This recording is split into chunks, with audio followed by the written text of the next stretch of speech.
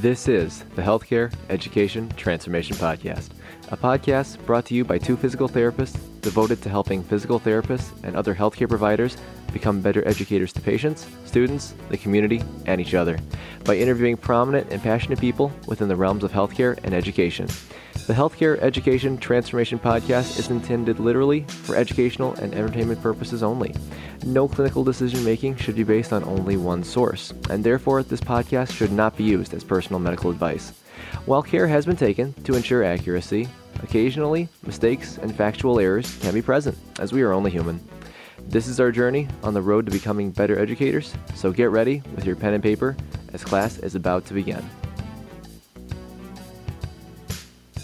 This is the Healthcare Education Transformation Podcast. I'm Brandon Powen, and I'm one of your co-hosts. And of course, as always, I am joined by my other half, F. Scott Field. And today, we have a very special guest today, bringing his perspective from a manager's perspective.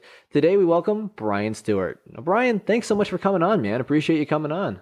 Thanks for having me, guys. I appreciate it. No, awesome. And first, before we get down to business and such, how's the little guy doing? The little guy's doing good. He is on the move. If you remember from some of your ped stuff, he's crawling and creeping and furniture walking, and he's getting close to 8 months. So he's mobile, which is definitely scary, but equally awesome. But probably also equally good that at least he's moving and doing stuff rather than the opposite. Yes, if he was sitting there as a lump, I'd be a little more worried. But it's definitely what he wants to go after and chase and do those sorts of things where it's. You got about a second before he's ready to leap off the couch. Fair enough. Well, that's awesome, man. And, and kind of a backstory here. Actually, Bryan and I were talking just the other day about a photo for the podcast for the promotional thing. And a while back, and he said, I don't have those kind of facial features anymore or stuff. And I'm like, I got to ask, what made you decide to go clean shaven then, man? Not that I'm judging. I'm just curious. Well, so just with my son seeing like whatever my face was like before. So I've had some beards, had some super long sideburns. And so whatever picture you're seeing probably on like clinic page or LinkedIn or something like that, where I threw a, suit and tie on. But, I think I had told you to check out our clinic's Instagram page, and you can see a pretty awesome, mustache that occurred twice in my life. So, for those who want to go dig that up, feel free to go find it. But there you go. Yeah, we went just for the kid, and to please my wife, Oh, gotcha. That's how it goes. Maybe we're getting close to November, so maybe I'll do something and men's health awareness. That's what we'll call it. There you go. And you got to get on. It's all about a matter of kind of getting up with Jeff Moore and Rich and their levels and stuff.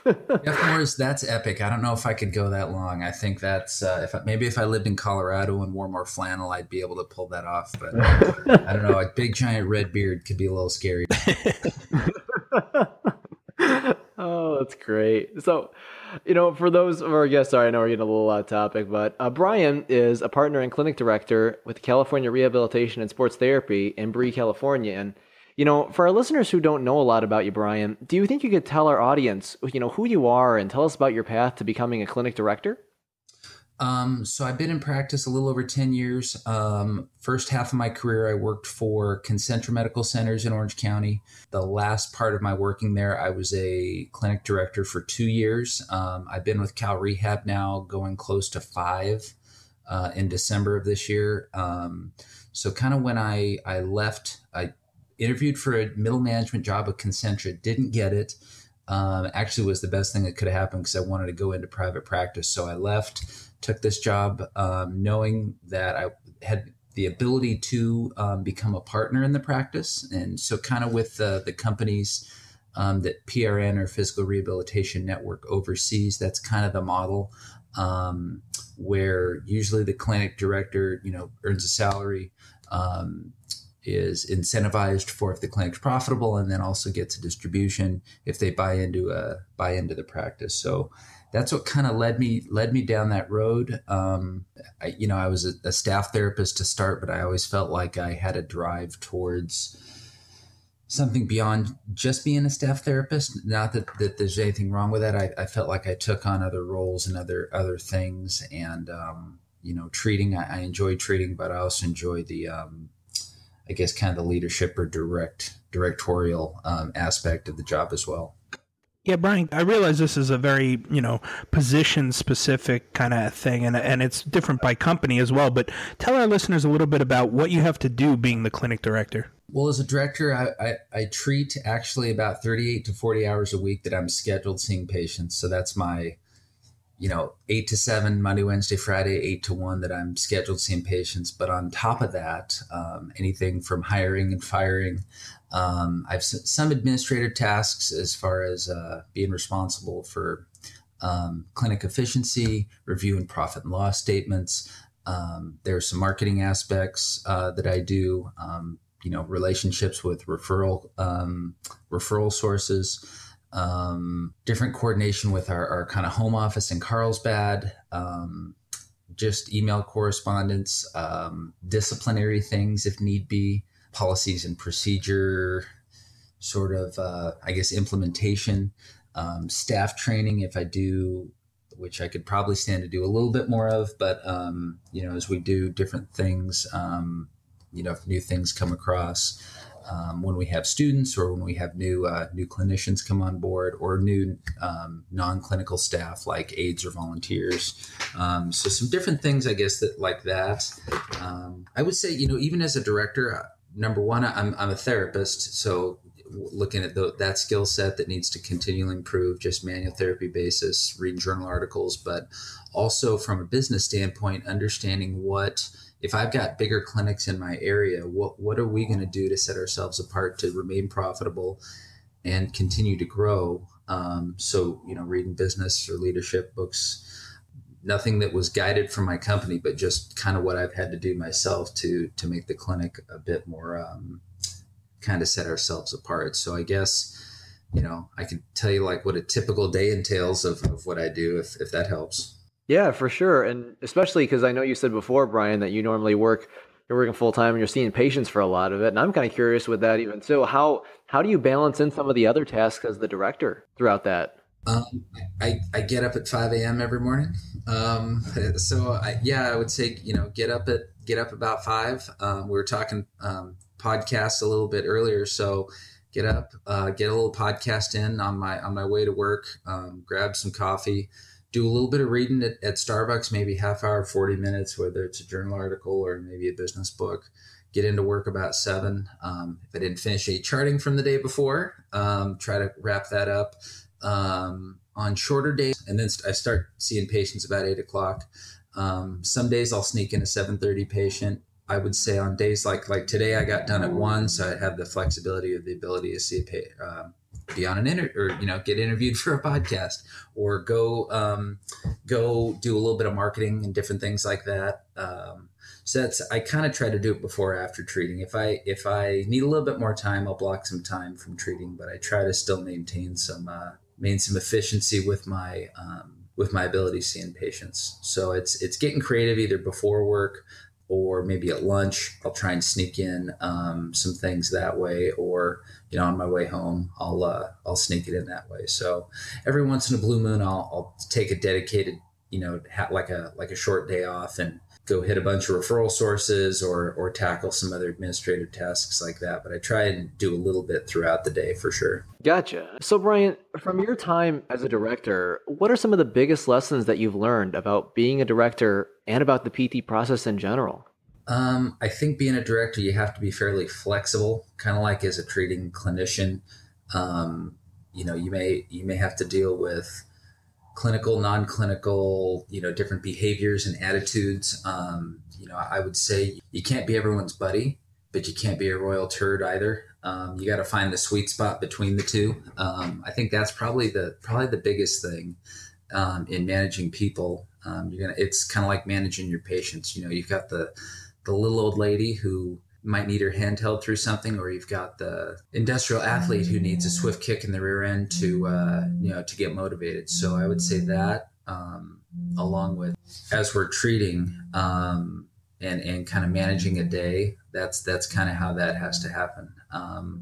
I would say time management too. Sometimes it's real easy to just want to keep hammering away at at checking emails throughout the day. But if sometimes, unless it's urgent, I try to block time, maybe, one of those times in the morning, just to keep things a little more organized. I think that's the thing that email can tend to get away from you, to where, you see that icon on your phone or on your desktop and you instantly want to click on it, but you'll get drowned in that if you're not careful. Yeah, that's a good point as far as, just efficiency goes. I know social media and smartphones are really killing effectiveness and efficiency these days. Bryan, just out of curiosity, let's say you have a new grad or, maybe some DPT students getting ready to graduate. They're going out for an interview. What are some director manager type qualities they should have if that's a position they're looking to get into eventually?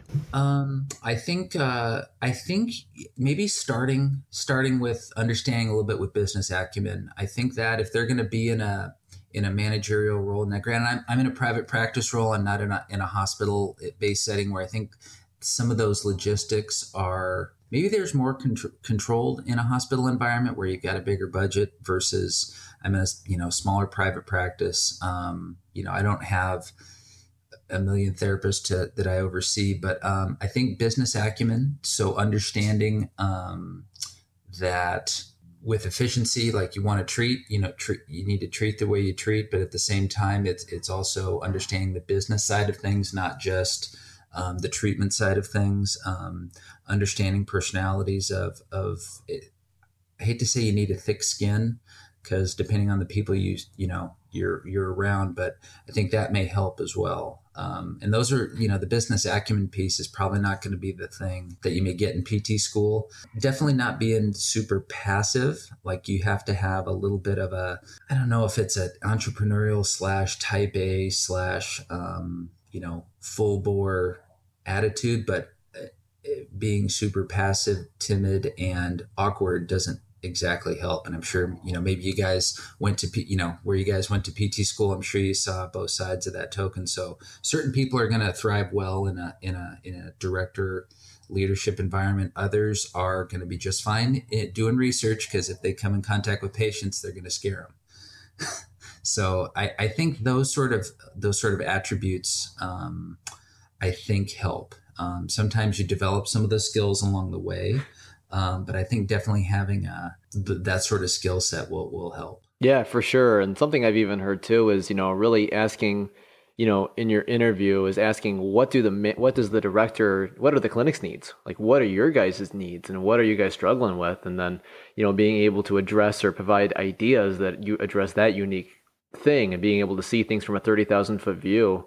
At least that's something that I've heard from some of the managers that I've spoken with as well. And Bryan, I'm curious on if that holds any value, if that holds true to what you think as well. Yeah, I think you have to look at it. I think you have to look at both kind of. I think about what I do, like you said, day to day. But I think sometimes it's hard to take a step back and look to see, as you're maybe planning a budget on how you're going to see how the rest of the year is going to go. And sometimes it's hard if you don't have enough either patience or years under your belt just to kind of understand that. And sometimes you just have to be in that for a little bit of time. Being in a smaller clinic sometimes is a little easier to do that. But no, I think that's I think that's key. But it's not always easy. And sometimes making those bigger 30,000 foot view decisions aren't always the most popular. But if it's for the betterment of the clinic or the greater good of the clinic or the organization, sometimes you have to do that. I mean, as you climb like the corporate ladder of things, sometimes you make decisions that aren't always the most favorable. But when you're in a leadership role like that, you kind of have to make some decisions like that. Sure, for sure. And Bryan, what if we flip the tables around? So say a relatively new grad or a therapist is interviewing for a position. What are some qualities that they feel like they should look for in a manager or a director before accepting any position? I hope some openness.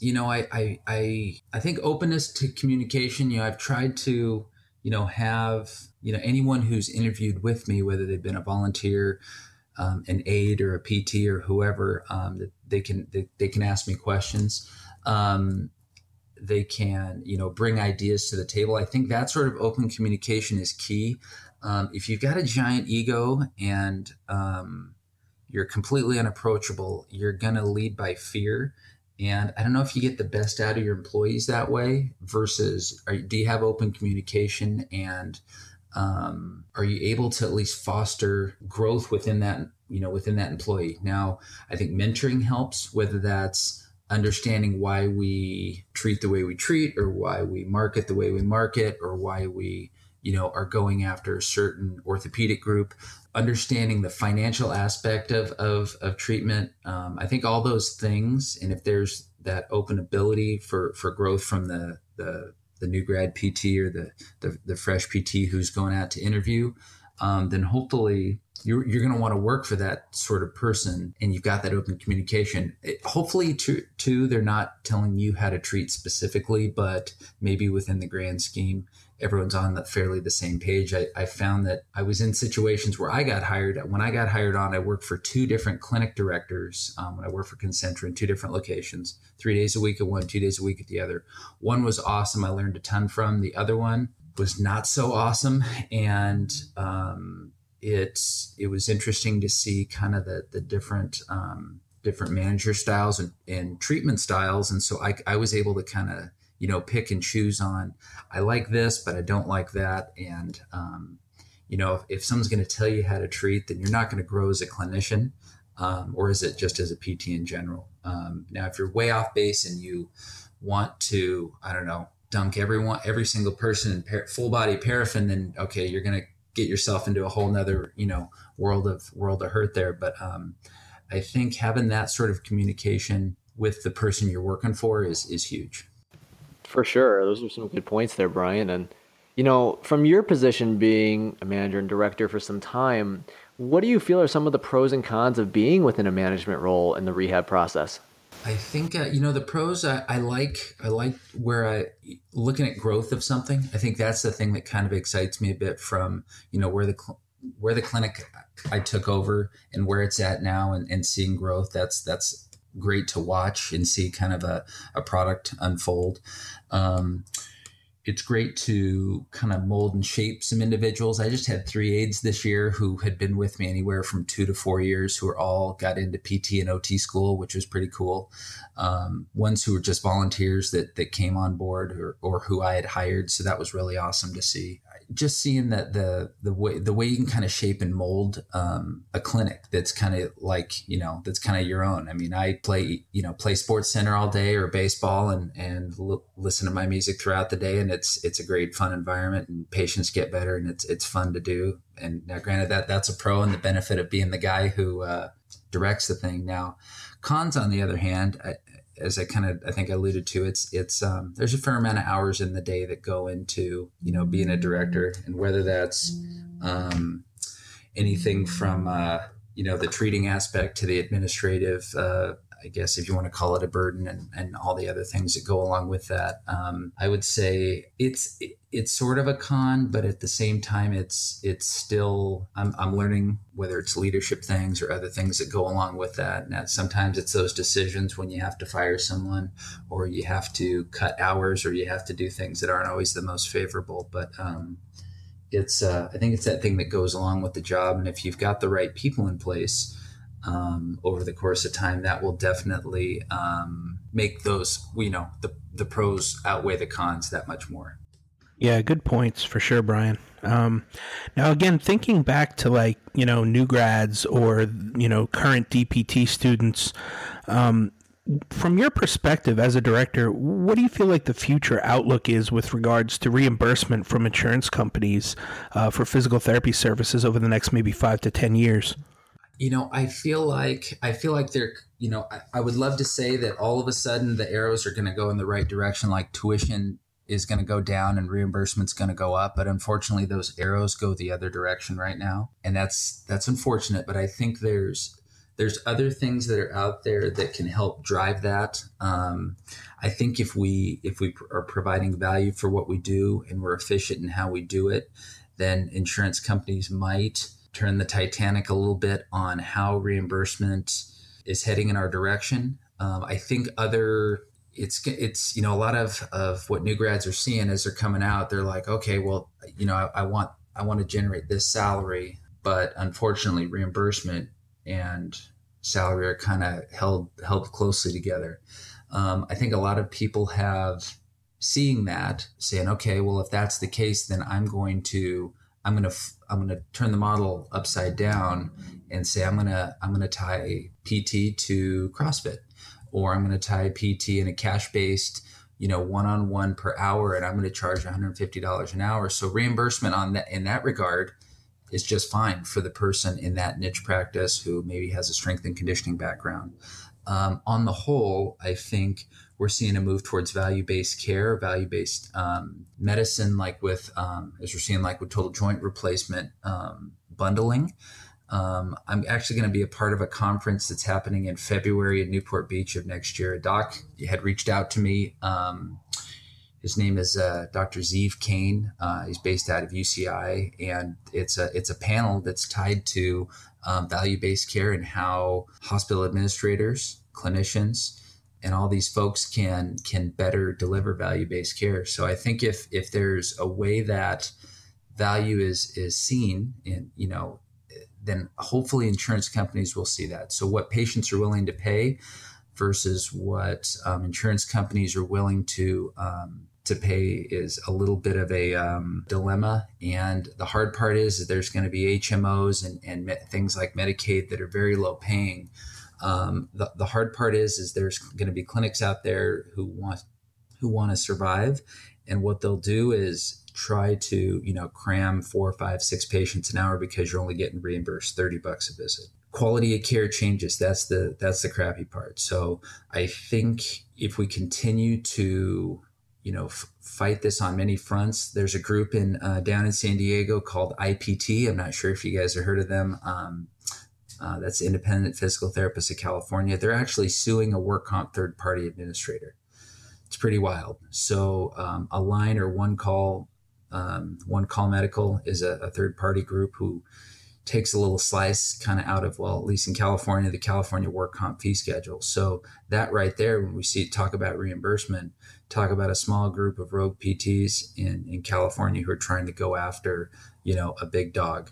Is it going to happen anytime soon? This is probably a multi-year legal fight or legal battle, but at least there's some other vehicles that are out there that are, we're trying to change that. I know it's a really long-winded answer. Sorry about that. But trying to get reimbursement to at least escalate a little bit, because the only thing I've seen, I've been out 10 years. The only thing I've seen is future PT tuition only continue to escalate. So if undergrad's expensive, or if you went to private undergrad, or if I went to a private PT school, went to a zoo specific. So I've only seen that tuition go up. God forbid you go to the most expensive school that's out in LA. We all know what school that is. If you're getting close to $200,000, $250,000 in debt, and you're still coming out of school making, $70,000 or $75,000, that's going to be really difficult to, move on with your life and do those sorts of things. But yeah, that hurts no matter what reimbursement is at that point. True. And yeah. Hopefully it will continue. If we continue to show value, then that will change that equation. So those arrows are going in the right direction. Yeah, let's hope, man. Bryan, with regards to your onboarding process, say you've hired a new staff member or a new therapist, what are some methods that you find most effective when teaching new hires about your onboarding process? I don't have the most super formal sort of onboarding process. A lot of times, the therapists that we've brought on, I only have one staff PT, and we have a close to full-time. He's full-time. I have a close to full-time OT. A lot of it has been people we've had who've been students in other clinics, so they've kind of gotten a feel for how the Cal rehabs operate, and a little bit in kind of how we treat. I would say I definitely have open lines of communication with that PT or my staff PT, Scott. And if there's discussions about patient care, we talk. He literally sits right next to me, so we can discuss some of those things a bit with how the clinic is run and those processes. We definitely do some training time, or if they are like a PTLA, there's some mentoring time there with co-signing notes and going over that sort of process there. Our company recently started utilizing MedBridge for some training things as far as policy, procedure, OSHA, and some of those sort of things. But I think they leave it up to each clinic to go a little deeper if each clinic has some different niches as far as say someone does CrossFit based things or more strength and conditioning aspects within the clinic.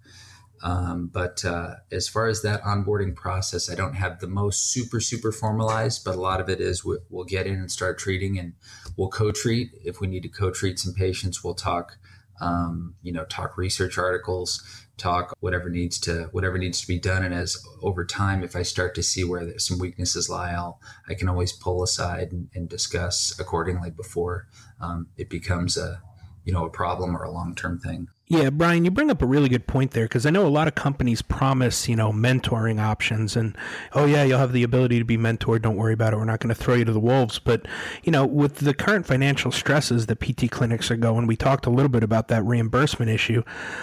It's getting harder and harder, it seems, to incorporate these educational and mentoring opportunities into the clinic.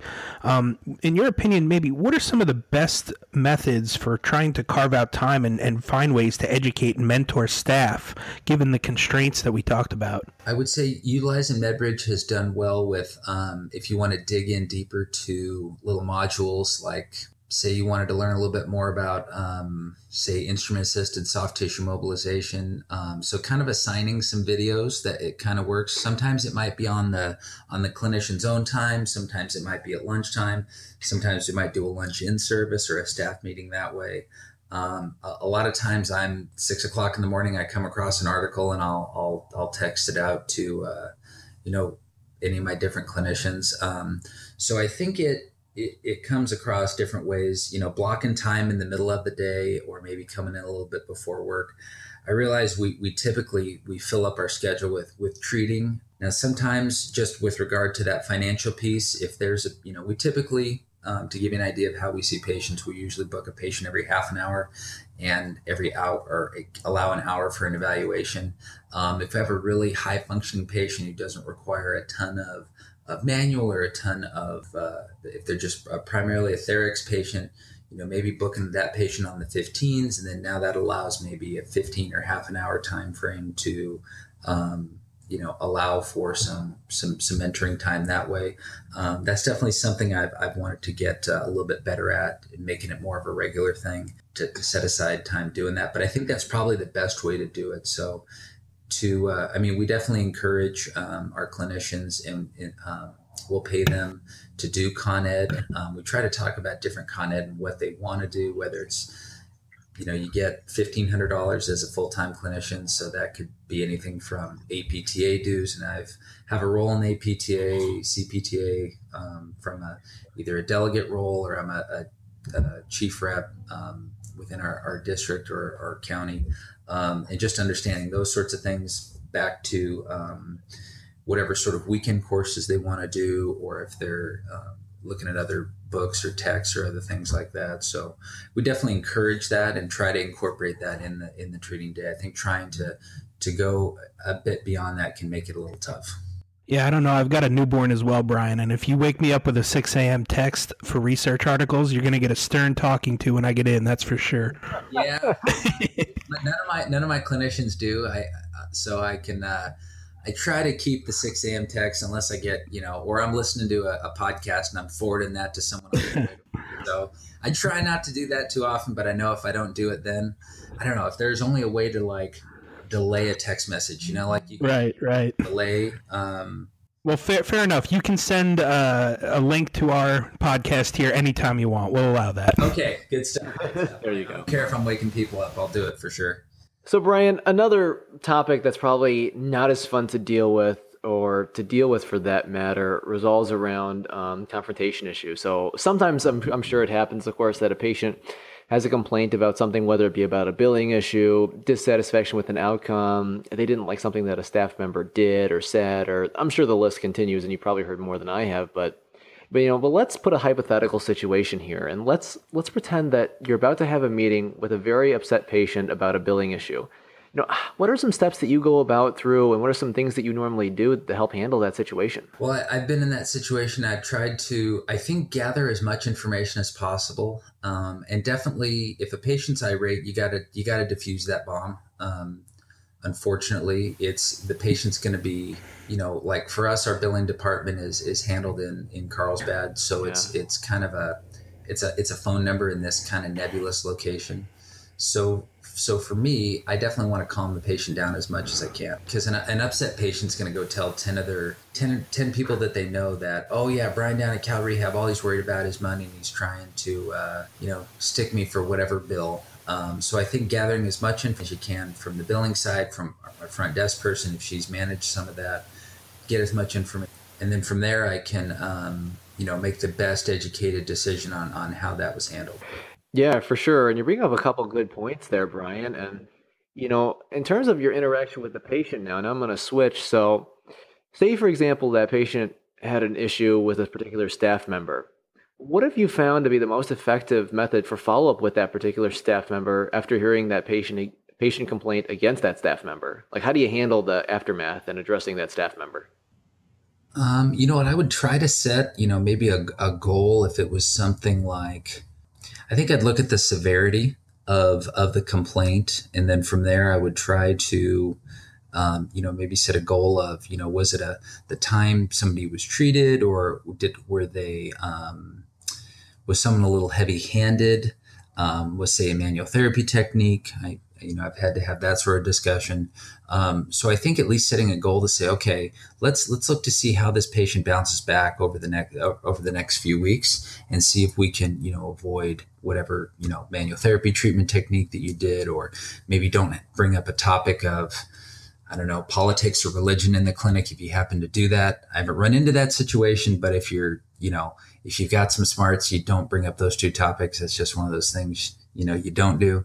But I think setting a goal of trying to improve on whatever that if you want to call it an impairment or dysfunction that they came across, and maybe follow up in a few weeks or a month to see how that changed. If it's a chronic thing, then maybe a more formal sit down discussion, review. And then does it need to get to the point of hefty, I'm having you sign things now, and now I have to put you on contract, or that sort of thing. Usually, warnings and write-ups, usually stern warnings do well. But if you have to get to the point of writing people up, then you're going down a path that's, sometimes you have to do it, but other times, if the person's a cancer in your clinic, whether they're an aide or a clinician, you definitely, you want to get that person out of the clinic if it's truly that sort of situation. Or if it's more patient driven, we're going to have patients.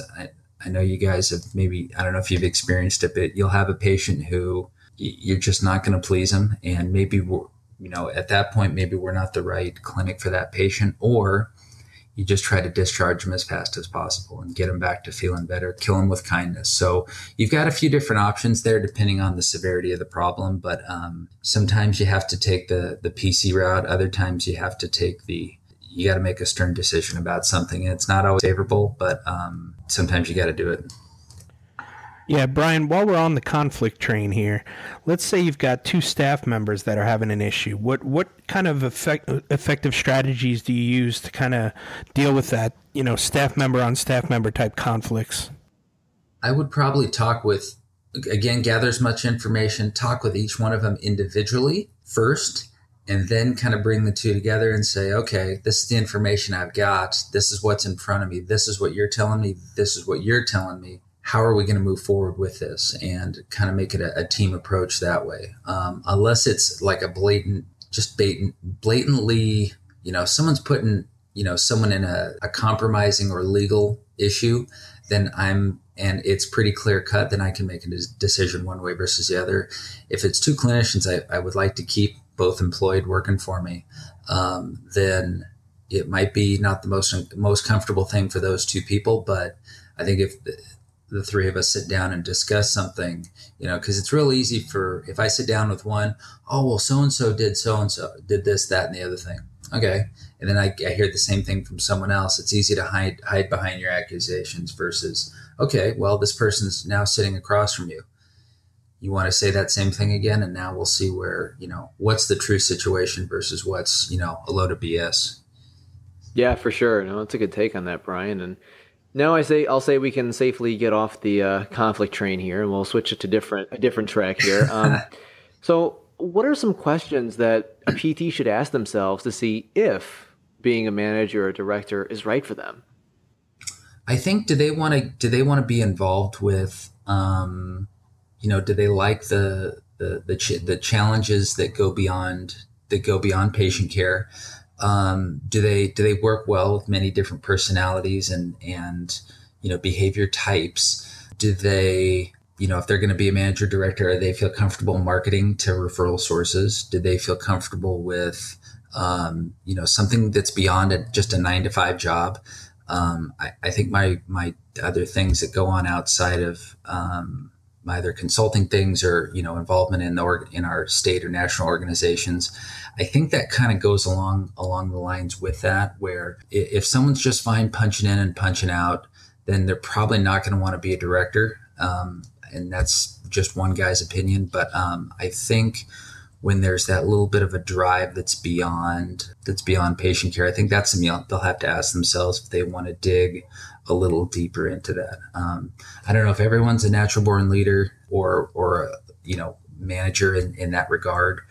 And I think if they're going to have to make, kind of back to those conflict things, if they're going to have to make those kind of tough decisions with conflict or with hiring and firing and some of those things that aren't always the most savory, then it might be, if it's not for them, then that might, a director role might not be for them. Yeah, that's a good point, Bryan. You mentioned you do listen to a couple of podcasts and you do a lot of reading here and there.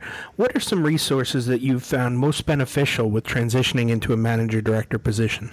I would say I've tried to, over the last couple of years, kind of really understand like the kind of the PT business side of things. So, even if it's different business books, I mean, I would say I read, like Entrepreneur Inc., Fortune, just as much as I read JOSPT or the PT Journal or, the journals and things that are, associated with like sports or the ortho sections. Being a private practice section member, that's definitely helped. Even just networking at conferences. Twitter's been a big thing in gathering information just from just an overall perspective. I think Jerry Durham has some good things to say about just the patient in general. Even gathering information that way and just how, the outlook of the clinic would be, I think has helped. EIM's got some good stuff. There's definitely, I don't know, if I look at my podcast feed, I've definitely got a fair amount of PT based / leadership things that are kind of tied into there. So I think that's a good way to consume information in short bits. But yeah, definitely some business books have helped just in my kind of leadership roles in that regard. There's a book one of our senior leaders had asked me to read. It was called Talk About Silent Leadership, and just really just listening. A lot of it is just tied to listening. So I think I think you have to look sometimes even outside of PT for some of that guidance. Like I referenced some of those magazines or other, Twitter feeds or following other people. It might be what's been successful in other realms and other businesses that I think a lot of times we can gather more information that way versus, it's real easy to go to the certain gurus within PT, but, sometimes there's some other successful entrepreneurs or business leaders that have done well that are outside our silo. Yeah, for sure. It's like a matter of seeing all these different perspectives from not even within the profession, but outside, and see kind of one you feel works best to get your target audience and based on your demographic. So I think that's a really, really good point on that, Bryan. We kind of usually, Bryan, like to ask this question at the end of every episode to get everyone's take on it. We've had a wide variety of answers, and we've had a lot of good ones. Actually, they've all been good. I haven't actually heard a bad one. But the question is, if you could change one aspect of DPT education, what aspect would you change and how would you change it? I think, and this is going to be a little biased being a guy working in private practice, I think a little bit more business education, and you'll probably hear that from not just me, but from some other folks. I think if it was an elective, or if there was, towards the end of that third year, depending on how much time you've got left for something, if there was a little time, dedicated to that, I think it would be great, because so many people go into private practice, yet sometimes they go work for someone or go into it. I don't want to say blindly, but it's, and you're not going to get it all in 3 or 4 weeks, but at least if you've got a better taste of it, it might help. Even if there was some sort of if you wanted to call it like an elective type class that kind of, primered you to, if you're going to do a residency or fellowship or something along those lines, that could kind of, because you do all your, at least for me, you do a year and a half of school stuff, maybe you got a little 2-weeker snuck in there. I did 4 6-week rotations, came back to a little more school, then I did 2 months treating minor league baseball players in Arizona, came back, and then graduated in December. So I had a month after I got back from what was called within the curriculum, a residency. So some people did 3 days a week with some mentoring in like an ortho clinic. But I think if there's a way to organize, if you've got kind of a direction you want to head, now granted, DPT education is based on you passing a national board exam. So there's going to be things that you were learning way back when in year one that, because it's on an exam, you're learning like the really awesome benefits of fluidotherapy. To me, it's like, great, awesome. Okay, that's really fantastic. But I want to open a clinic and treat, higher level baseball players, athletes. So I think if there was a way to kind of curtail that, if there's any, available time into that third year that kind of would maybe lead you in that regard, I think would be great. I know that's easier said than done, but I think if there's a way to sneak that in there, I think that would be great, but I don't know if it's possible. Yeah, I think most of us agree we could all use a little more business education at some point in our DPT careers. Well, Bryan, thanks so much for coming on the show today. We really appreciate your insight on just your role in being a director, and I know it will provide value not only for me and Brandon, but for our listening audience as well. Would you mind telling us where people can find you online and on social media? I would say you could find me on Twitter at Dr. Bryan Stewart, or you could find us. That's probably the best way. And if you have any questions for me, you can always direct message me that way. I got too many email addresses to keep track of. Not that I don't want to share them, but I think direct message I can kind of keep track. And if you happen to or mention this podcast, I can at least try to reference that if anyone wants to, get in touch that way. But more than willing to answer any questions that any of your audience has. Awesome. Thanks so much. No problem. Thank you. Thank you for attending class today, and we hope that you learned something and gained value from the content. If you'd like to schedule office hours with us, feel free to add us on Twitter at HET Podcast, on Instagram, HET Podcast, on Facebook, the Healthcare Education Transformation Podcast, and the homepage, healthcareeducationtransformationpodcast.com. And for those of you following along in the syllabus, extra credit can be obtained by liking us, sharing us, and leaving a review. Let's continue our journey up Mount Educational Success as lifelong learners.